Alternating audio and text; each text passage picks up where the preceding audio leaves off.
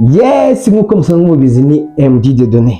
Tugiye kuganira ku ijambo ry'Imana. Tuganire ku bintu bikunda kutugora cyane cyane nk'urubyiruko. Tugiye kuganira ku kintu bita icyaha. Icyaha ni iki? Reka twifashishe Bibiliya icyo ivuga. Icyaha ni iki? Bibiliya ivuga ko icyaha ari ukwica amategeko y'Imana. Icyaha ni ukudakurikiza amategeko y'Imana, nyine ukigira uko wishakiye. So reka twinjire muri Bibiliya icyo bivuga neza muri Yohani wa mbere 3:4. Reka twumve Bibiliya icyo ivuga. Umuntu wese ukora icyaha aba agomye, kandi icyaha nubwo bugome. Umuntu wese ukora icyaha aba agomye, kandi icyaha nubwo bugome.